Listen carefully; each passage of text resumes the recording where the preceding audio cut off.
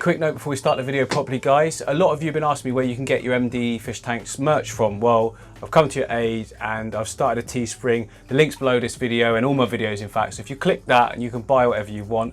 And so you know, you'll be helping me out big time, because any profits I make from the sale of the merchandise is going to go towards building the new studio. So it'll be like 4 times as big as this, at least. Anything you can order would be great. Cheers, guys. Well, hopefully by now you've seen the last video in which we scaped this tank right here, which is looking really good. I come in the morning, it's clearing up. Well, it was pretty clear anyway, but yeah. There's 2 of the end of fry. I keep saying end of fly. They're right there. The other one's hiding behind this main rock at the front there. But one of the things that I said was that I was going to rescape the tank next to it, and you know, having seen it on film and looking at it now, I don't want to rescape it. I really like it. I just need to thin it out and trim it up a bit and get it back to some sort of, you know, level where I can actually see what's going on with the fish. Because right now, well, there's always this guy at the front. I know. Oh, there we go. Right on the sides. Don't know if you can see down in there. I just saw them moving. There we go. There's one. So they're hiding quite a bit, which is fine. That's, you know, the fish can do what they want. It's their home. But I'm going to open it out a bit more, cut back some of this, just so we've got more of a slope front and we can see what we're doing a bit better.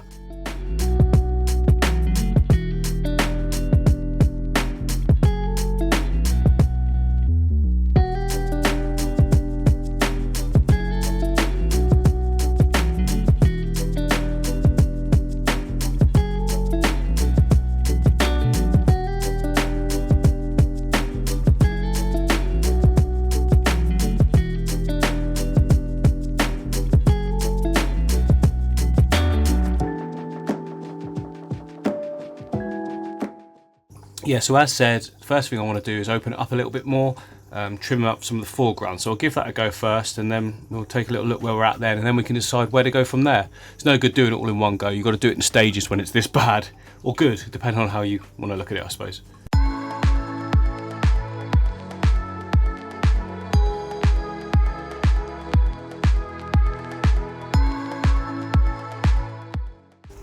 Okay, so I'm going to stop there to show you this, because that is amazing though. Remember, there's no filter in this tank at all. It's just the plant, so I suppose there is a filter, but look at it, it's covered in duckweed, but look at the quality. Look at the quality of that plant. Not a spot of algae on it. It's so firm as well, like big leaved. I mean, it needs to be big leaved. It adapts to do that itself deliberately, so it can take on more CO2 and nutrients, I guess. But yeah, amazing.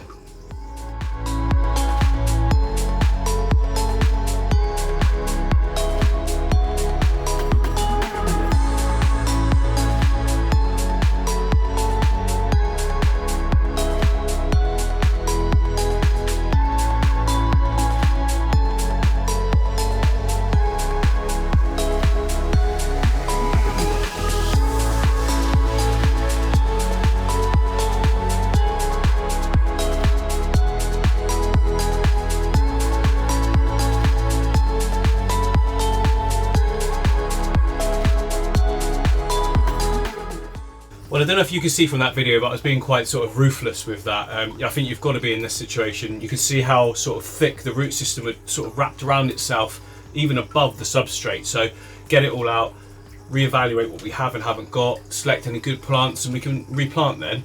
But I think next, before I replant, I want to sort out this front section. So yeah, this front section here, and as we said, look, we've got a nice buried shrimp there. I love a good buried shrimp. Still get excited when I see a buried shrimp after all this time of seeing them, you know. It's still great to see. But yeah, I need to sort out, let me come back a bit for you, so you get full view. There we go. So I need to just trim some of this section. It's too much. The whole thing needs to be sort of slanted, sort of started again, if you like, and it'll just grow back even better than it was, to be fair. That's the thing with plants. The more you trim, the better you get, obviously to a point. If you keep trimming and trimming before you let any growth happen, then it won't be great. But anyway, moving on.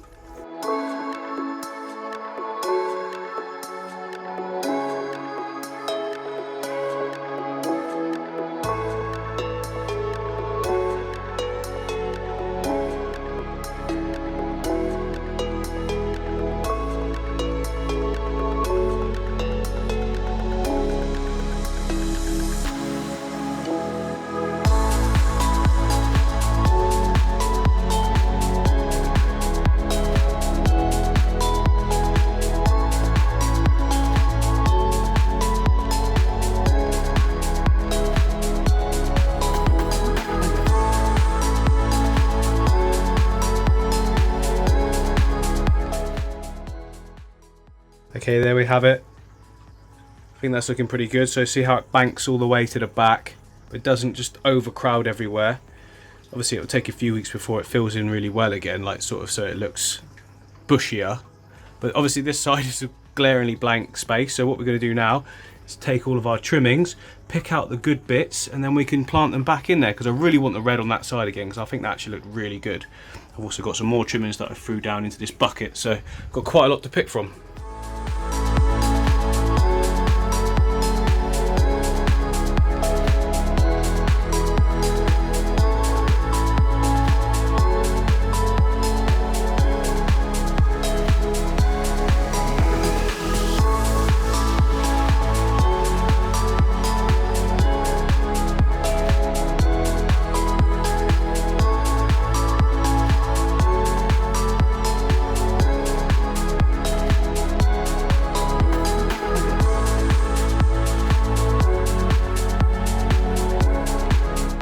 Well, that's looking a lot more open, really nice.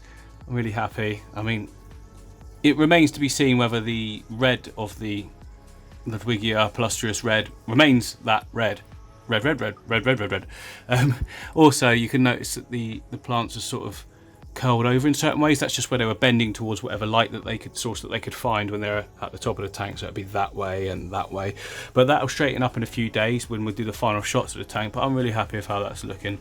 It's going to just grow back in no time. But next thing is going to do is I'm going to do a water change on this tank, because it hasn't had one for about 2 months.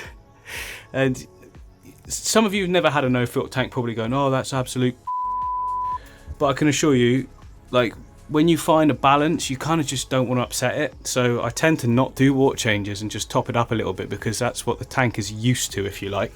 But it's about due one, I think. I'm going to take out about, what's that, 30%, crikey, 20%, 30%, something like that, just down to about this mark here. So now, if you can just stay there for me, that's my marker. Cheers.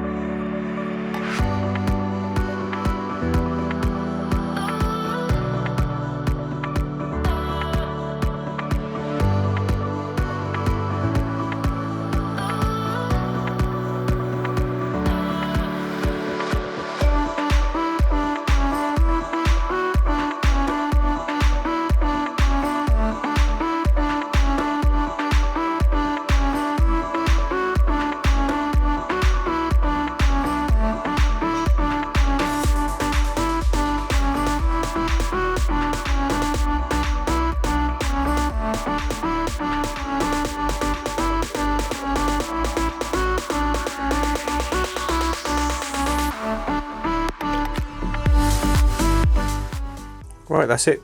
Done, guys. All settled in, looking beautiful. Still just that one lonely rice fish up at front. Oh, there they are at the back, yeah. Obviously they're going to be a little bit shy to start with. I've just completely changed their environment, so they'll probably have to settle in for a bit. Another nice one in there, look. So yeah, but I think that looks fantastic. I don't know about you. Right, so the question then, which is better? I hope you like my sound effects. Okay, the truth be told, that I don't think either is better. But I tell you what I do think is that side by side, each one makes the other one pop in its own sort of way. So you're looking at this one, think, oh, it's all clean, such clean lines, everything's looking like sort of kind of sterile. But you know, some people actually really like that kind of look. I'm not a massive fan myself, but I know that this will look different once it all starts growing in. That rotala at the back there is going to loop all the way. I'm going to make it sort of explode out. I'll let the hair grass grow tall and whatnot as well. But then boom, over to the tank in question. It looks great, I think. I could have trimmed back even more, but I just didn't want to lose that sort of jungly goodness to it. Yeah, nice mix of salvinia and duckweed for the floating plants as well. That red's looking really good. I think it's going to stay that red, you know. That light The light for this tank is really good. It's part of the Flexi Mini range that was out a while ago. I think it's a discontinued item now, but I'm guessing it's similar to the ONF flat one. It's RGB, so you've got like, that's why the reds are popping so much.